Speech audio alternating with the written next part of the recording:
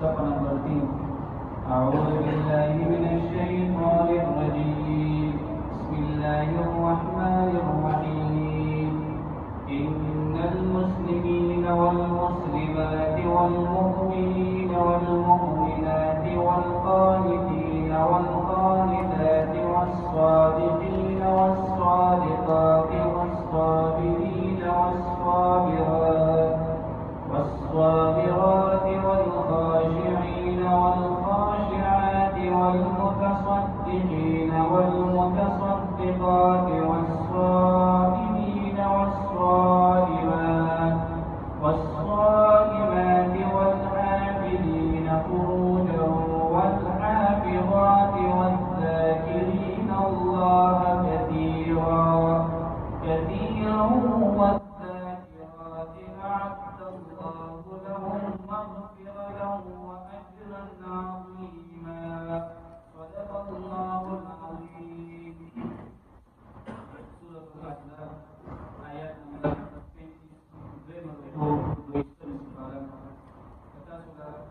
maka balasnya hari ini Rasulullah SAW bibian pada jadi umat yang menjadi ummahatul mukminin hari dari ahkamat. Pernah hukum matadaw kita sudah kami dah umat dah am hukum kita sunai. Bal kita sudah kami dah umat yang khas kali. Hari ini kami awal hukum dah jika kita sudah disebut salah kabar kawai, no pernah melihat salah suami salah kabar kawai. Tuhan Allah Rabbul Izzat pada hukum kau kita sudah kami siap waktu kita lagi. और जैसे बाहर आ सुकून से जाहिलियत ज़माने को भी फैशन बता सुना कभी पता ही बहुत है और जब इसका जन्मून दस्तका और पैगंबर और अल्लाह ताला ने इताअत को कम होता है तब माका जिसका में दाखिल होना सवा पर ये आयत की 10 सिफात जिक्र की और बदी की इशारा की तरह कि नबी सल्लल्लाहु अलैहि वसल्लम बीबियां की दवलत सुना सिफात मौजूद नंबर 1 10 सिफात बदी की मौजूद थी दलस वाला सिफात उम्महातुल मुमिनीन बतौर बियान की किताब मौजूद थी और वे उलमा तिलावत निकले वाले विवाद ज़नाना दा नबी सल्लल्लाहु अलैहि वसल्लम तरफ लगे आम सहेले और नबी सल्लल्लाहु अलैहि वसल्लम के रास्ते यो शिकायत करते हो गलो कि अल्लाह रब्बुल इज्जत हमेशा और कुरान और मजीद की दसड़ों जिक्र की और ज़बूर में लफ्ज़ जिक्र करे कम मराजी ये अल्लाह रब्बुल इज्जत के आम खल जो ये हमारे ज़िक्र में दा आयत हमने नाज़िल करो इन्नल मुस्लिमीन बेशक मुसलमान सड़ी वल मुस्लिमात और मुसलमान लिखजे वल मुमिनीन वल मुमिनात और मुमिनात सड़ी मुमिनात लिखजे वल क़ानितीन और फरमानबरदार सड़ी वल क़ानितात और फरमानबरदार लिखजे वस्सादिक़ीन वस्सादिक़ात और इख्तियार उनकी सड़ी और इख्तियार उनके लिखजे वस्साबिरीन वस्साबिरात और सबर का उनकी सड़ी और सबर का उनकी हदे वल खाशिईन वल खाशिआत और आजिज़ का उनकी सड़ी और आजिज़ का उनकी हदे वल मुतसद्दिक़ीन वल मुतसद्दिक़ात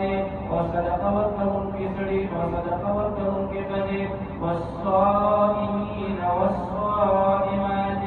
और रोज़े उनकी सड़ी और रोज़े उनकी हदे वल हाफिज़ीन और हिफाजत का उनकी सड़ी फुरूजहुम तफरुशहुम करानो वल हाफिज़ात और हिफाजत का उनके हदे वज़्ज़ाकिरीन अल्लाह कसीरा और जिक्र का उनकी सड़ी अल्लाह रब्बुल इज्जत कसीरन देर वज़्ज़ाकिरात और जिक्र का उनके हदे अअद्द अल्लाहु लहुम तैयार सजदी अल्लाह रब्बुल इज्जत जदीओ मियान शरूद फारूक नफरा मग़फ़िरतन बखना व अजरन अज़ीमा और दीर ज़ियाद के अजर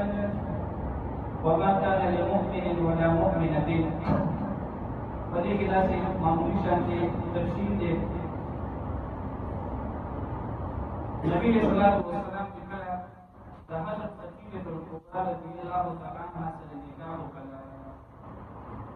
तो हज़रत सकीनत रज़ियल्लाहु तआला अन्हा नबी सल्लल्लाहु अलैहि वसल्लम ته په تحفه کې یو غلام ورکړی و چې د هغه نوم دی زید ابن حارثه. زید ابن حارثه دا هغه صحابي دی چې په قرآن کې د ده نوم راغلی دی. د نورو صحابو په قرآن کې ذکر پیش کړی. نو دا زید چې کوم دی دا زموږ په درس کې د ده دا نوم هم راغلی دی. د ده معمولي شانتې واقعه ده، دا یادول پکار دي. د ده د مور چې کوم دی یو ځای کې چېرته ځان سره بوتلو، دا چې کله داسې ماشوم و نو غلو کې د چې کوم دی دا حساب کړی او بیا چې کوم دی په منډۍ کې په خدیجه رضي الله عنها باندې خرڅ کړو. نو دا یې امانتدار ماشوم و، د واقعې د خیال ساتلو. نو چې کله د خدیجې رضي الله عنها د نبي اسلام سره نکاح وشوله نو دې وله چې کوم دی تحفتن دا غلام نبي اسلام ته ورکړو. بیا دا پیغمبر یې دا زموږ د کور د کوم دی کار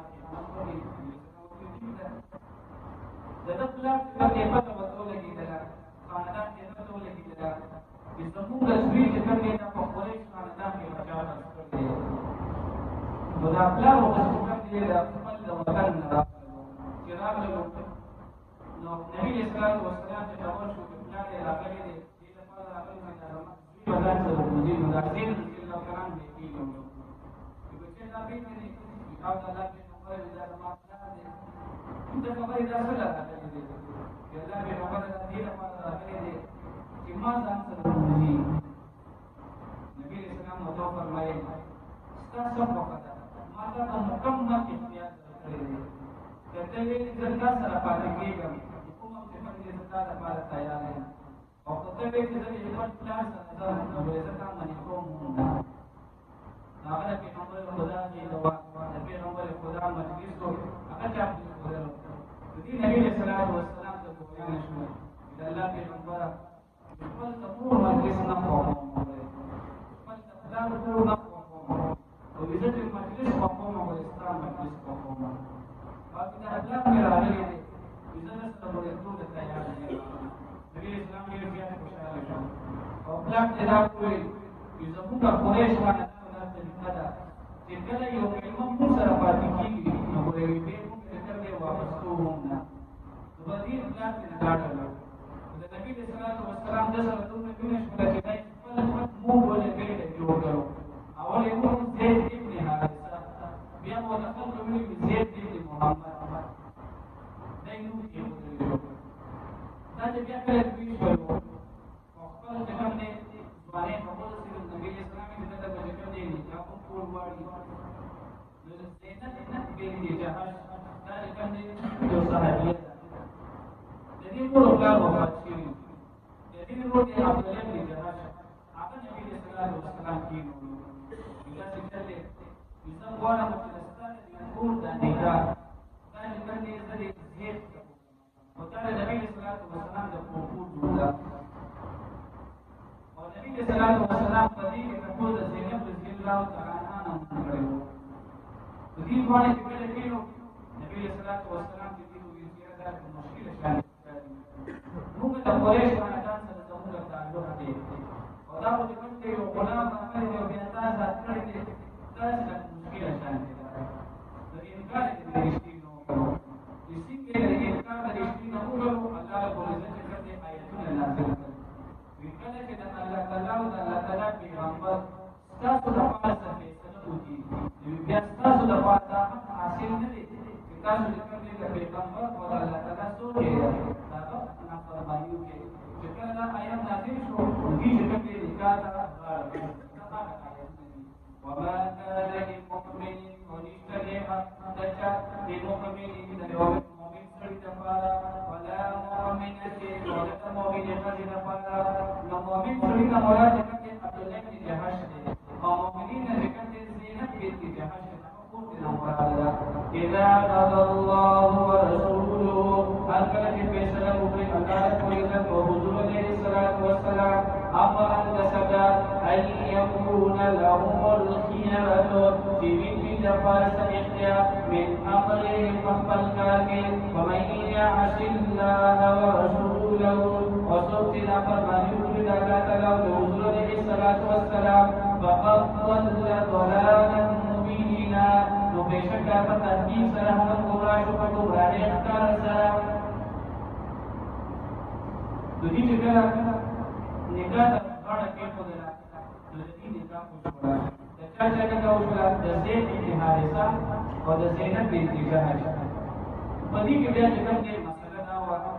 چې زینب رضی الله تعالی عنها د مزاج لکه تېزه وه او زید رضی الله تعالی عنها د مزاج نه ټیټ نه ده نو چې کله په ښځو او خاوند کې انډرسټینډینګ نه وي نو بیا هم کور نه چلېږي نو د دې به همیشه اختلافات وو نبي صلی الله علیه وسلم د زید رضی الله تعالی عنه وراغله چې د الله پیغمبر داسې چل دی زموږ نور کور نه تېرېږي او ډېره سخته زندګي ده زه یو غلام وم او دا یو قریش خاندان ده نو زموږ همیشه په کور کې اختلافات دي نو زه غواړم چې دې ته طلاق ورکړم نبي صلی الله علیه وسلم وایي چې خیر دی دا ښځه چې کوم دی ځان سره وساته نو الله رب العزت هغه طرف ته اشاره کوي دې دې ته هغه وخت یاد کړه چې ته کوم دی یو غلام وي او پیغمبر خدا چې کوم دی ته آزاد کړي او بیا چې کوم دی د زید بن حارثه نه څه جوړ کړي زید بن محمد دې ته هغه وخت یاد کړه او دا پیغمبر خدا چې کوم دی ځان سره وساته بهر دې په کور کې جوړه سره راغلو نو دې چې کوم دی نبی صلی الله علیه وسلم نفس او چې کوم دی زید طلاق ورکړو چې طلاق ورکړو نو نبی صلی الله علیه وسلم ته د وحی د پیل وحی کې ورته معلوم شوي چې دا زید به زینب ته طلاق ورکړي او بیا به دا وروسته ستا ښځه پورې جوړېږي نبي صلی الله علیه وسلم په دې خبره ډېر زیات یېرېدو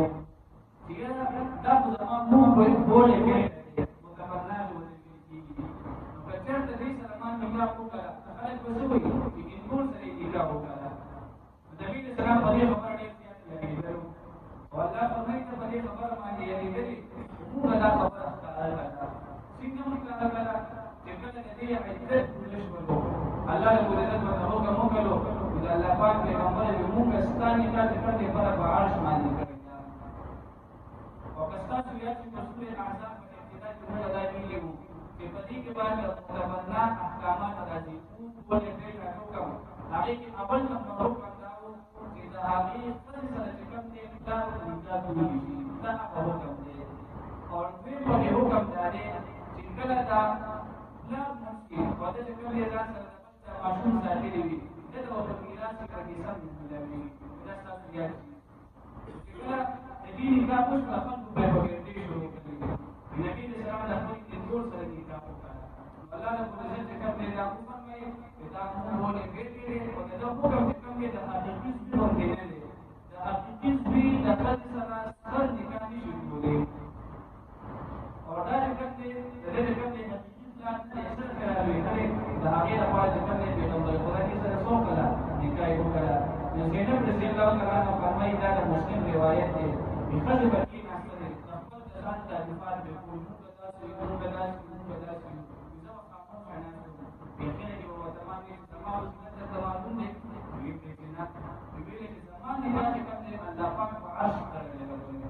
نو دا صورت کې چې کوم دی یو د زید بن حارثه نوم دا چې کوم دی په قرآن کې یو ځل راغلی او دویمه په دې کې دا کومه تاریخي نکاح چې شوې ده په دې کې مجلس نه دی شوی د کورونه سیده مجلس کې کېنو چې دا د ځینې اختلاف دی دا وکیل دی دا ګواهان دي دا پکې نه وشوي دا په عرش باندې الله رب العزت پخپله کړي نو دا هغه قیمتي نکاح ته راغلی اشاره ده وإذ تقولوا وهكذا النبي صلى الله عليه وسلم تاوي للذي حققت أنعم الله عليه إنعام كرو الله رب العزت بزيد ماندي وأنعمت عليه ونبي صلى الله عليه وسلم إنعام كرو فجبل سمادي بزيد بن حارثة أمسك عليك أو نبي في موسى تقبل جانسرا زوجك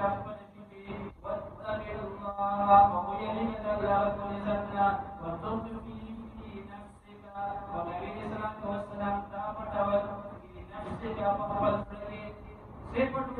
الله موليه الله رب العزت قال لهم بذلك وتخشى الناس ونبي صلى الله عليه وسلم تيري قلبنا والله أحق ولا رب العزت زياد حداته أنت بشرط بتقويته فلما قضى بهكذا تلك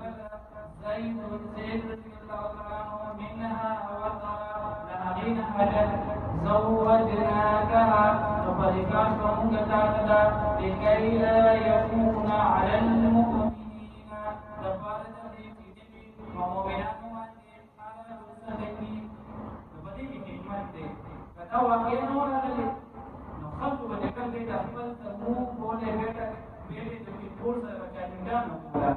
الله دا موږ څنګه وکړو چې په مؤمنانو باندې دنګي نه شي په معاشره کې راځي